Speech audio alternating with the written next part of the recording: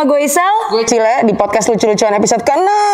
Lucu-lucuan apa sih, Le? Lucu-Lucuan adalah podcast curhatan masyarakat Indonesia yang mau financially fit. Asik, lucu-lucuan luapin curhatan untuk lo yang makin cuan. Semoga podcast ini tetap bikin lo gak pusing. Bikin lo makin tenang menghadapi cobaan-cobaan finansial. Karena di episode kali ini kan kita mau bahas sesuatu yang menarik banget nih. Kenapa tuh? Masih ada kaitannya sama episode kemarin. Episode kali ini kita akan bahas topik tentang kegagalan dan kesuksesan dalam berbisnis. Oh, ngelanjutin yang kemarin. Kemarin kan kita ngomongin tentang bisnis sebagai sumber penghasilan tambahan. Betul. Kan bisnis kecil-kecilan, mulai dari bisnis kecil-kecilan. Sekarang kegagalan dan keberhasilan dalam bisnis. Iya. Aduh, ngeri. Kan setelah episode kemarin kenapa? Gimana? Oke, gue duluan. Oke, siap. Gue kan mau nanya. Oh, iya. Setelah episode kemarin kan lo di akhir kayak gue akan berbuat bisnis. Sudah membuat bisnis kah? Sudah. Iya. Terus? Gue kebetulan berbisnis kisi-kisi. Kunci jawaban UN. Bukan saya ya. Oke. Enggak, gue bisnis kecil-kecilan aja sama teman-teman. Terus kan udah berjalan, kadang-kadang ada duit, kadang-kadang nggak ada. Terus sampai bingung sebenarnya itu gagal apa berhasil ya hitungannya gitu. Iya. Karena kan masih kadang-kadang kita nggak tahu ya indikatornya sebenarnya apa sih kegagalan dan kesuksesan bisnis. Nah, apa tuh? Nggak tahu kan. Gua kan kerjanya curhat aja. Nah, kita sudah mendatangkan ahlinya nih. Oke. Ahlinya yang kita bisa menjawab keresahan hidup kita terhadap tentang bisnis. Iya, kita sudah kedatangan ahlinya. Tuh, sudah ada di sebelah. Halo. Pria ganteng kedua yang datang. Iya, kita 6 episode, 4-nya perempuan ya. Karena kemarin habis Hari Kartini, ya kan? Sekarang yang datang pria, nggak nyambung tapi kita lanjutkan. Gue nggak ngerti. Nggak ada, konsep di otak gue memang kayak gitu. Oke, ini ada Reinhard ya, benar ya? Iya, benar. Nama gue Reinhard. Apa kabar Reinhard? Ya, baik. Baik banget. Ya. Positif sekali ya? Iya. Baik banget. Baik banget. Gak cuma baik doang. Sekarang kesibukannya apa Reinhard? Kalau sekarang sih kesibukannya ya pasti gawe lah ya. Gawe, cari uang. Terus ya karena kita butuh uang sekarang ini. Ya jadi ya cobalah usaha-usaha kecil-kecilan dari rumah kayak gitu sih. Oke. Gawe usaha kecil-kecilan. Nggak lupa santai tapi kan. Malah Sabtu Minggu tetap mesti santai. Tapi Senin sampai Jumat gawe. Senin sampai Jumat pokoknya kerja. Apapun yang terjadi. Santai. Nah, tadi kan kita udah curhat nih. Ya. Tapi sebenarnya bukan kita yang berhak curhat di sini. Gitu ya. Kita sesuai dengan nama podcastnya ya kan? Luapan curhatan. Kita sudah mendapatkan curhatan di Instagramnya Ruang Menyala dari Sobat Nyala. Nah, kita dengerin dulu. Saya Sekar. Saya adalah seorang pebisnis pemula yang bergerak di bidang F&B. Saya bikin bisnis ini karena saya senang masak dan kenapa enggak? Hobi ini dijadikan pendapatan utama. Masalahnya adalah saya bikin bisnis ini dengan modal nekat. Dan yang namanya bisnis pasti ada aja nih pasang surutnya. Nah, saya mau tanya nih, sebenarnya wajar nggak sih kalau menghadapi keadaan seperti itu? Nah, pertanyaan yang kedua, saya juga pasti pengen nih bisnis saya bertahan. Sebenarnya apa aja sih faktor yang membuat sebuah bisnis ini sukses atau gagal? Dan gimana caranya kita siap ketika faktor tersebut datang? Nah, sama gue dulu tadi. Kayak kadang ada duit, kadang enggak, kadang ada yang datang, kadang enggak gitu. Iya, begitu memang kayak kehidupan. Ada yang datang, ada yang pergi. Nah, tadi kan kita udah dengerin nih Reinhard ya cerita dari Sekar ya kan, tentang curhat tadi. Tapi kita mulai mau tanya dulu deh nih. Sebenarnya apa sih kesalahan yang sering dilakukan oleh pebisnis pemula? Karena kan tadi Sekar bilang tuh dia mulai dari hobi. Tapi sebenarnya apa sih kesalahan-kesalahan yang sering dilakukan sama pemula? Bener banget sih. Kayak nggak cuma Sekar lah. Pasti kebanyakan orang mulai bisnis pasti ngelakuin kesalahan. Kayak gue dulu demen banget yang namanya sneakers. Akhirnya coba lah iseng-iseng terjun ke dunia sneakers gitu. Coba jualan, tapi kok akhirnya hype sekali, terus akhirnya nggak sustain, akhirnya gagal juga gitu. Nah, apa sih sebenarnya yang kita pelajarin? Kesalahan itu ngebawa kita sebenarnya untuk belajar lah. Jadi lu tuh boleh salah, tapi lu pasti belajar dari sesuatu kesalahan lu itu. Itu sih yang paling penting sebenarnya. Jadi lu bisa belajar dari kesalahan lu dan lu bisa improve dari hal-hal kayak gitu sih. Nah sebenarnya sendiri ada 3 hal paling mendasar sih yang biasa dilakukan oleh seorang entrepreneur ketika mereka melakukan bisnis yang biasa mereka salah. Nah yang pertama itu biasanya mereka nggak tahu nih sebenarnya siapa sih target market mereka dan biasanya produk-produk apa sih yang sebenarnya yang bisa kita tonjolin untuk nge-guide nih market kita. Itu sih yang paling utama. Karena dalam tahap memulai bisnis banyak banget nih business owner yang belum memiliki bisnis sama marketing plan juga.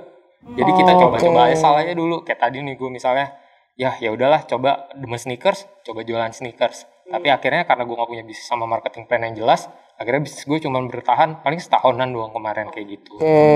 Jadi yang pertama mereka nggak kenal biasanya customer-nya siapa dan apa sih sebenarnya cara marketingnya, unique selling point-nya. Karena mulainya dari hobi, jadi berdasarkan yang saya suka gitu ya, malah nggak kenal sama marketnya gimana. Tapi sebenarnya nggak apa-apa nggak sih kalau berdasarkan sesuatu yang disuka gitu? Bener, nggak apa-apa banget sih sebenarnya. Cuman kalau misalnya dari sesuatu yang lu suka, pasti lu mesti tahu sih sebenarnya apa sih yang dirasain sebenarnya. Kalau misalnya lu punya bisnis nih, lu mesti tahu pain points dari customer lu tuh sebenarnya seperti apa. Kadang-kadang kita cuma mau mulai bisnis, tapi kita cuma dari hobi aja. Tapi kita mesti tahu sebenarnya pain points dari customer tuh seperti apa. Nah, unique selling point dari produk kita tuh seperti apa. Itu yang mesti paling pertama kali lu tahu dulu dari barang lu. Nah, yang paling penting juga itu lu mesti tahu target market lu seperti apa sih sebenarnya. Kalau gue boleh ngasih contoh nih ya, kayak misalnya ada sebuah coffee shop lah ya, sebut aja sebuah coffee shop yang terkenal itu dari Amerika. Nah, kenapa sih ada bisnis lokal yang kayak di coffee shop lokal, terus ada satu sekarang banyak banget kopi-kopi lokal kita yang mulai meningkat lah istilahnya. Itu karena mereka tahu dulu pertama target market mereka itu seperti apa. Mereka biasanya kalau coffee shop, mereka itu yang dari Amerika, mereka sukanya yang ngincar pasar yang lebih tinggi. Nah, gimana dengan pasar yang lebih rendah gitu? Nah, disinilah coffee shop lokal itu hadir untuk menjawab kebutuhan pain points dari customer-customernya mereka. Kayak gitu. Jadi tadi ya menjawab bukan cuma sekedar hobi tapi menjadi solusi. Betul banget sih. Itu kesalahan pertama. Ada lagi nggak? Nah sebenarnya kalau yang kedua itu bisa dibilang mendasar iya, tapi belum tentu terlalu fundamental karena ini berkaitan dengan bisnis dan legalitas dari bisnis kita. Kayak misalnya sih kesulitan kita nih, misalnya yang pertama kali terjadi, misalnya gue malu ikutan joinan bisnis lah, kita buka kedai kecil-kecilan kayak gitu. Nah setiap business owner pasti kan ada hak dan kewajibannya masing-masing. Kadang-kadang kalau kita bertengkar atau kita misalnya pisah secara tidak baik-baik, kita kan pasti ada lah ya saling senggol kanan, senggol kiri. Nah, di situ kita mesti kasih tahu sih di awal, oke, ini hak dan kewajiban kita cuma berlandaskan dari hukum kita ini. Jadi legalitas hukum pemilik owner itu sangat diperlukan sih waktu awal. Jadi ini ya, kalau pisah tuh jadi kayak harta gono gini akhirnya nih suami istri kan cerai nggak baik-baik. Dan ini salah satu kesalahan yang pemula juga suka buat ya berarti ya? Betul. Suka banget, jadi kayak misalnya gue udah percaya nih sama partner gue, terus once misalnya mereka berantem, akhirnya bisnis mereka ikutan bubar juga. Asas kepercayaan tidak berlaku dalam bisnis. Bisnisnya. Harus ada hukum, harus ada kontrak ya ibaratnya perjanjian gitu. Apalagi? Nah, kalau dari hukum tadi itu sebenarnya ada 2 lagi sih yang paling utama. Misalnya nih kita buat produk, kayak produk kita tuh unik banget deh. Kita bisa jual, misalnya kita kayak buat termos, tapi termosnya itu kita bisa cleaning sendiri. Kita nggak perlu cuci lah istilahnya kayak gitu. Nah itu kan sebenarnya suatu unik produk yang kita bisa jual kan. Tapi karena kita udah jual di pasar, kita nggak punya hak patennya, akhirnya ada copycat, misalnya dari barang-barang misalnya dari Cina didatengin. Nah itu kan sebenarnya melanggar hak paten dari kita kan. Tapi kita juga nggak bisa berbuat apa-apa. Karena nggak didaftarkan di hak paten tersebut. Itu sih yang biasanya kita suka lupa. Kalau misalnya kita jualan produk kita udah bagus, produk kita nggak ada di pasar, tapi bisa ditiru sama kompetitor kita. Karena kita nggak punya hak paten itu sih. Oke, jadi penting banget ya sebenarnya melek hukum. Kalau berbisnis itu penting juga ternyata melek hukum gitu. Ya, tadi tentang hukum, tadi yang pertama tuh tentang produknya. Tapi kalau misalnya udah berjalan, kira-kira apalagi sih, ada nggak sih kesalahan lagi nih yang biasanya sering dilakukan? Kalau udah berjalan tuh yang paling utama sebenarnya kesalahannya ada di organisasi, struktur organisasi, sama perencanaan keuangan. Oke. Ini nih sensitif nih biasanya nih. Iya, biasanya gini sih, kalau misalnya kita udah ngebuat suatu organisasi gitu, kita udah punya staff kita udah punya karyawan. kadang-kadang misalnya kita punya bersepuluh nih, 10 karyawan. Tapi apakah yang dikerjakan karyawan itu sesuai dengan struktur yang kita mau waktu awal sebagai pemilik? Kadang-kadang tuh owner, apalagi level-level sekelas UMKM ya, mereka tuh nggak bisa mendelegate apa yang harusnya mereka berikan pertanggungjawaban ke staff-staff mereka sih. Jadi mereka masih berandalkan kayak, pokoknya gue mesti ngerjain semuanya sendiri. Staff-staff gue tuh cuma ngerjain admin. Padahal sebenarnya kalau misalnya si pemilik usahanya itu bisa fokus dengan langkah-langkah yang lebih strategis dan bukan lebih dari administrasi, pasti usaha mereka bisa lebih berkembang. Oke. Karena ada rasa kayak Ini punya gue, gitu. Ini bayi gue gitu ya. Gitu mungkin kali ya. Jadi mereka kayak nggak mau ngelepasin ini barang-barang gua, ini usaha bisnis gua, tapi mereka akhirnya terlalu jauh lah untuk melangkah karena mereka biasanya administrasi juga ikut dicampurin sama mereka, hal-hal kecil dan mendetail mereka ikut campur, tapi padahal waktu mereka misalnya menyerahkan mendelegate itu semua ke staff mereka dan mereka percaya dengan staff mereka tuh bisa berpikir lebih strategis dan lebih ke depan sih. Energinya bisa dipakai untuk planning ke depannya lagi ya. Tadi meskipun kita tetap harus melek hukum, lihat perjanjian, tapi kepercayaan dalam bisnisnya juga tetap penting. Di dalam timnya. Gitu. Nah, yang terakhir sih sebenarnya lebih ke arah perencanaan keuangan. Nah, ini biasanya yang paling banyak banget bisnis owner itu lupa dan mereka biasanya nggak pernah lakuin. Kadang banyak banget nih yang kita temuin pengusaha UMKM ya terutama. Mereka itu nggak seneng dengan adanya pembukuan karena menurut mereka misalnya pembukuan itu agak ribet ya ketika pelakuannya. Padahal sebenarnya banyak banget sekarang di market itu pembukuan online, pembukuan yang udah bersifatnya cloud based yang mereka udah jual gitu dari beberapa perusahaan ya. Itu padahal udah banyak banget di market, tapi mereka nggak mau pakai karena mereka malas aja sebenarnya. Padahal pembukuan itu penting banget sih sebenarnya buat sebuah perusahaan. Kita menilai perusahaan itu baik atau enggak secara keuangan. Padahal pembukuan itu diperlukan kalau misalnya di proses audit gitu-gitu kan. Betul. Yang paling utama sih pembukuan itu sangat dibutuhkan ketika seorang owner merasa misalnya bisnis dia baik-baik saja gitu ya. Karena kita ngelihat gue masih bisa jual, gue masih bisa beli, gue masih ada penghasilan dari usaha bisnis gue. Tapi dia tuh nggak tahu sebenarnya apakah secara finansial sebenarnya bisnis dia itu sehat atau enggak. Padahal dari pembukuan itu kita bisa ngelihat semuanya sih. Jadi kerasanya kayak baik-baik aja gitu karena nggak pernah dibukuin gitu ya. Nggak pernah ketahuan. Padahal sebenarnya bisnis juga harus financially fit. Masuk. Baik. Nah tadi kan udah tuh ada awalnya biasanya kegagalan satu karena nggak tahu customer siapa, produknya uniknya gimana. Terus yang kedua soal hukum. Terus yang ketiga tadi organisasi sama keuangan.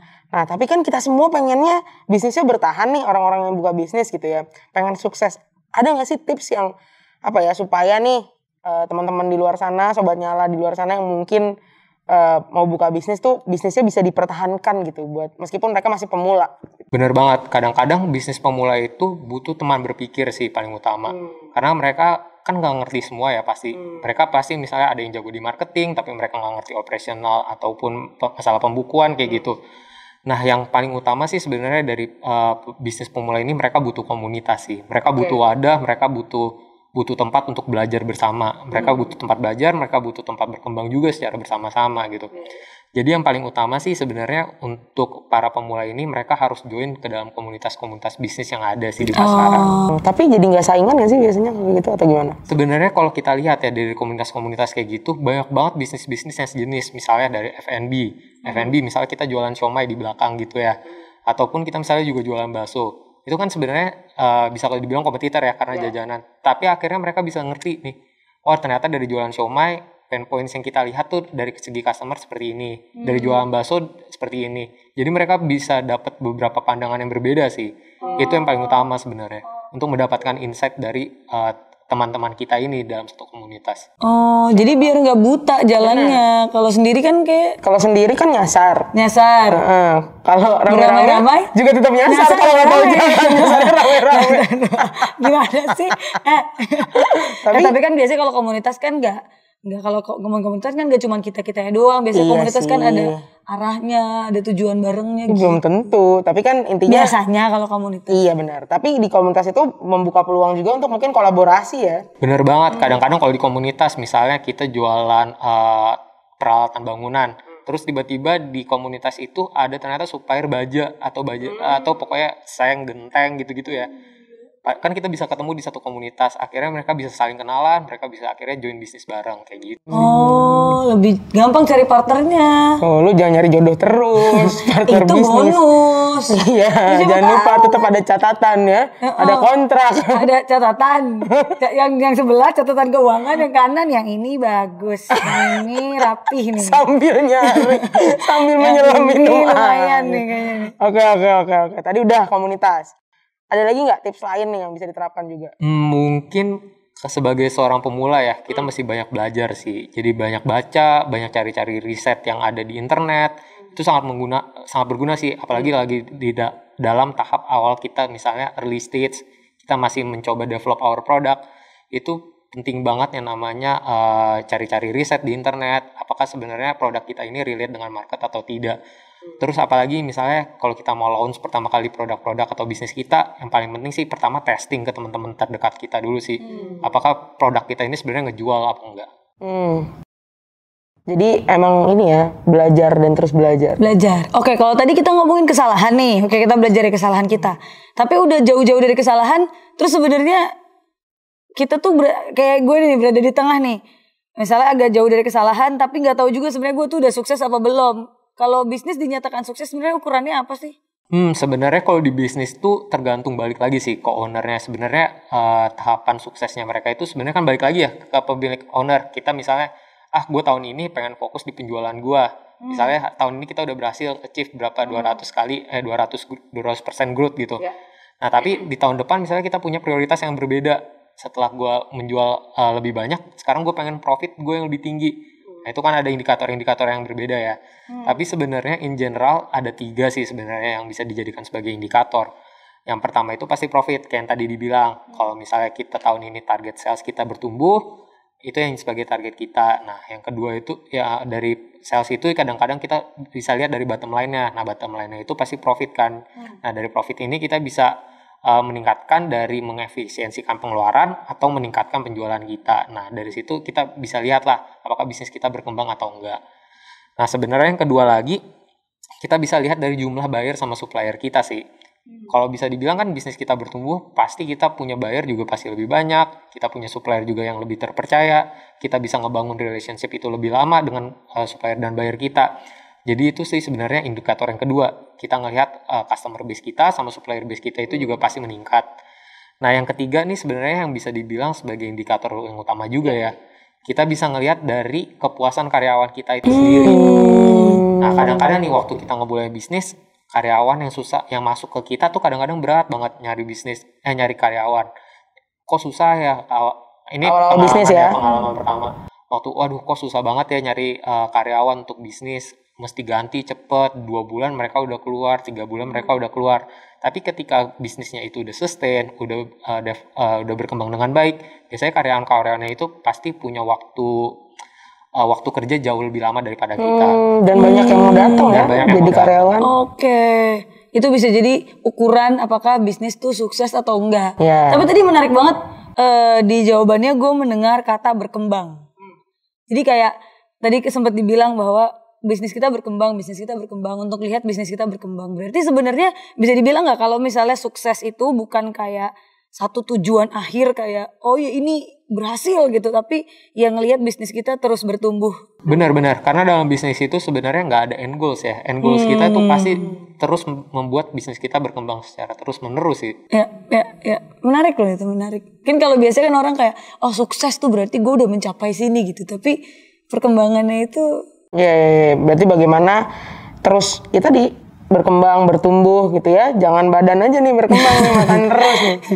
Kantong juga harus berkembang. Bukan cuma kantong, ternyata kepuasan karyawan tadi juga. Benar. Berarti kan banyak. Kita membuat sesuatu membuat bahagia banyak orang. Wah, luar biasa. Mulia luar biasa. Mari kita bikin bisnis. Oke, kalau tadi kita udah tahu nih indikatornya sukses gitu ya. Faktor-faktor apa aja sih Kak yang mempengaruhi kesuksesan bisnis kita atau perkembangan bisnis kita? Sebenarnya sih kalau ngelihat faktor-faktor sukses dalam berbisnis sih ada 5 sih sebenarnya ada faktornya. Ya, yang pertama itu kita mesti lihat dari segi strategi fokus kita dalam berbisnis. Jadi kita mesti tahu langkah marketing plan kita ke depannya, bisnis plan kita seperti apa. Pokoknya kita mesti well plan lah untuk kedua hal itu. Kalau kita nggak ada arahan dari bisnis plan atau marketing plan kita, bisnis kita bisa aja nggak bertumbuh kayak gitu. Kayak gitu sih. Nah, yang kedua itu pasti people-nya. Karena tadi kan ngebahas kepuasan karyawan juga kan.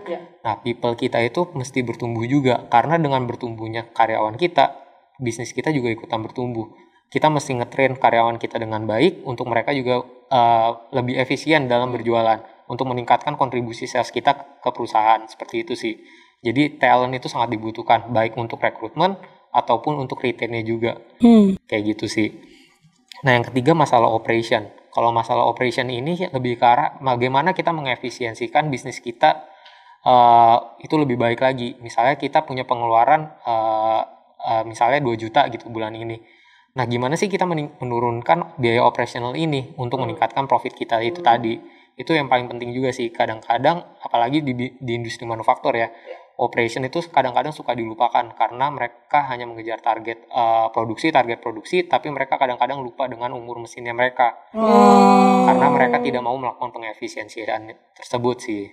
Karena operationnya itu. Oke. Jadi tadi penting juga ya ngecek umur aset-aset. Umur mesin. Apalagi kalau misalnya di F&B mungkin ya umur kompornya kayak gitu-gitu itu kan juga perlu dicek. Iya betul. Ya kan? Tiba-tiba nggak bisa dipakai. Iya. 1 jam doang nggak bisa dipakai, udah kehilangan 1 jam tuh dia buat jualan. Iya benar. Jadi nggak bisa jualan kan, nggak bisa ngasilin sales. Benar. Yang pertama tadi ada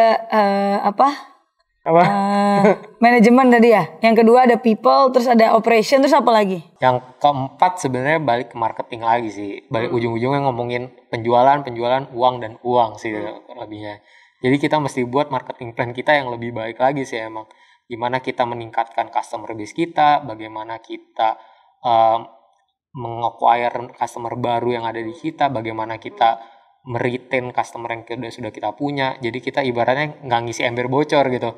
Kita ngisi terus, padahal customer kita yang lift terus. Iya, lift terus. Hilang-hilangan ya. Dan marketingnya harus sesuai perkembangan zaman kan. Betul, mesti sekarang kan udah masuk ke Instagram, udah mesti masuk ke Twitter, banyak banget kan sekarang perusahaan-perusahaan yang pakai metode seperti itu. Kalau dulu masih bagi-bagi flyer nih. Iya kayaknya gue gitu sih. Masih kayak tetangga aja gitu. Enggak lah, masih udah dong melek teknologi lah, digital. Yang melekin nih tiap hari ngeliatin scroll gitu. Iya, udah tuh 4. Yang Nah, satu yang lagi. terakhir itu finance sih, balik lagi ke Oh, finance. itu dia. Karena kan mau nggak mau kita balik ke financial statement perusahaan kita kan. Sebenarnya kita ini punya perusahaan itu sehat atau enggak. Untuk melihat itu semua kita bisa lihat dari financial statement. Jadi budgeting and planning itu sangat penting sih untuk sebuah perusahaan. Balik lagi ke pencatatan tadi. Dicatat. Semua dicatat. Jadi bisa dilihat nih sebenarnya sehat atau enggak sih? Apakah perusahaan ini financially fit atau enggak? Tetap. Ini ganteng potensial tapi beda agama ribet. Ini apa sih? Ini kan ngomongin bisnis. Sorry, gue beda catatan. Sorry, gue beda catatan keuangan dulu ya. Sorry. Oke, tadi ada 5 berarti apa aja? Business plan. Terus operasional yang ketiga tadi. Oh iya, oke. Tim, apa tadi? People. Terus habis itu marketing, terakhir finance. Tapi sebenarnya dari kelima ini ada nggak yang kita bisa bilang yang satu yang paling penting itu dulu? Sebenarnya nggak ada sih. Semuanya itu mesti berjalan bersama. Oh wow. Sulit ya? Aku mulai berpikir 2 kali. Sulit ya. Tapi itu tadi pentingnya kolaborasi sama teman tadi misalnya. Jagonya di mana? Iya. Lo mau bisnis sama gue nggak? Enggak. Kenapa? Ya nantilah ya kita bicarakan di belakang. Saya sedih. Enggak. Kok cepet banget jawabannya? Enggak. Yakin gitu kan? Enggak. Aku sedih padahal aku udah punya bisnis plan. Aku nggak punya people tapi financial catatannya agak kosong sih memang. Kan catat orang potensial kan. Orang yang potensial ya kan. Terus apalagi tadi? Operation. Kan belum jalan, nggak ada operasional ya kan. Ya udah deh nanti kita omongin di belakang. Oh iya, tapi tadi semoga jawabannya Sobat Nyala sudah terjawab ya. Jawabannya Sobat Nyala. Pertanyaan curhatannya Sobat Nyala sudah terjawab. Kalau jawabannya Sobat Nyala juga sudah terjawab, siapa yang nanya? Aduh. Oke, pertanyaannya Sobat Nyala semoga sudah terjawab gitu. Iya, bukan pertanyaan tadi curhat. Ya kan tadi nanya, Iya, dua iya. lagi pertanyaan di Iya. belakang. Sorry. Ya, boleh dilanjutkan? Ya gitu sih kalau gue makin terinspirasi lah setelah 2 episode ini kalau menurut gue. Makin pengen bikin bisnis ya. Makin pengen bikin. Tapi Lo dana gimana? darurat udah ada belum? Apa? Dana darurat. Ada. Gaji udah kemana gaji? Mengulang episode lalu. Asuransi udah belum? Oh, bisnis harus diasuransiin nanti. Oh iya ya. Betul, bisnis mesti diasuransiin sih kalau bisa. Bisnisnya belum, asuransinya dulu udah kayak waktu itu. Iya, karena lebih sanggup bayar preminya daripada bikin bisnis. Betul. Kayak Oke. sebelum beli mobil, beli asuransi dulu. Jangan sesat. Oke, silakan dilanjutkan obrolan ini. Boleh tidak? Udah terjawab. Udah terjawab. Udah. Jadi kalau misalnya kan tadi ngomongin sebenarnya kalau misalnya di bisnis ada nggak sih produk atau misalnya ada nggak sih sesuatu yang bisa ngebantu nih untuk para pebisnis pemula untuk memulai bisnisnya? Wah, ada banget sih kalau misalnya dari OCBC itu ada namanya produk Nyala Bisnis. Ini cocok banget untuk pebisnis yang masih dalam tahap awal itu mau ngerintis bisnisnya mereka. Itu ada solusi lengkap banget sih dari Nyala Bisnis, baik dari produk fundingnya ataupun dari segi beyond banking solutionnya. Nah, kan tadi kan kalau udah kita bilang itu butuh banget yang namanya komunitas kan. Nah, di sini tuh mereka sediain sih. Terus mereka misalnya ada juga yang masalah pembukuan tadi untuk budgeting, planning. Nah, di sini juga ada solusi untuk memberikan hal tersebut. Mereka ngasih accounting software untuk kita gitu. Kita pakai. Oke, jadi Nyala Bisnis. Betul. Tapi apa sih bedanya Nyala Bisnis sama mungkin komunitas-komunitas entrepreneur lain?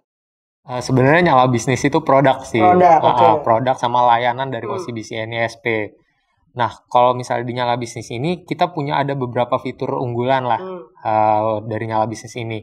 Yang pertama itu, kita pertama ada 2 rekening terpisah. Jadi kita udah bisa ngebedain tabungan personal kita sama tabungan bisnis kita. Itu utama banget kan, karena kita pasti mau pisahin nih sebagai seorang entrepreneur, yang mana tabungan secara personal sama tabungan Itu penting ya?